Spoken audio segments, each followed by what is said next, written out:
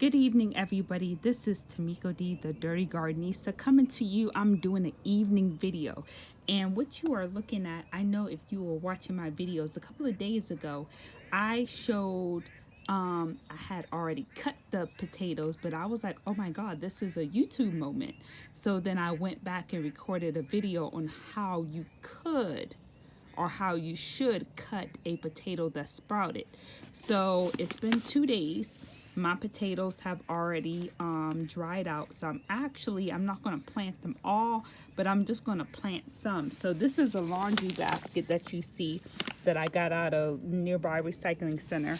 I covered it up with some, or I insulated or the inside of it with some paper bags that I've just been storing, and then I put some potting soil on the inside.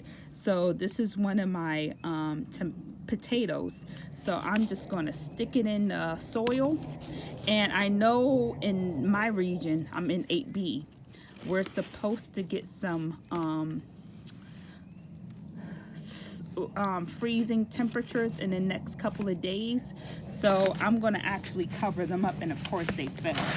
So, oh, but they fell in another pot, so that's even more beautiful. So, what I'm actually gonna do is what I'm actually doing now is I'm just taking my potato pieces, and I'm not sticking them too far in the ground. I'm just sticking them enough just so that, you know, the potato part is covered and the actual appendage part that has grown is exposed, because that's what's going to need to be exposed to light to actually grow. So like here you'll see the little appendages or the eyes have actually grown. So I'm just going to stick it in the ground a little bit, cover it up, and then let it go from there. So other than that, that's basically what I'll do. And then I may come back on and record another video because I have some overgrown garlic that I actually need to go ahead and start planting because I couldn't figure out where else to put them.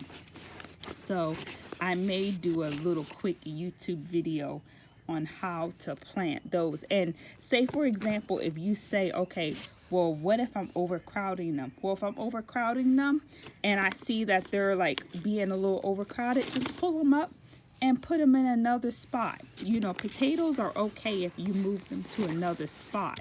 You know, the thing is they just need enough space for their tubers to grow. So if you move them to another spot, potatoes that I've noticed, they're not as like finicky as squash or, you know, other vegetables that, you know, if you touch their roots, then they must jump off of a rooftop and die and have severe transplant shock.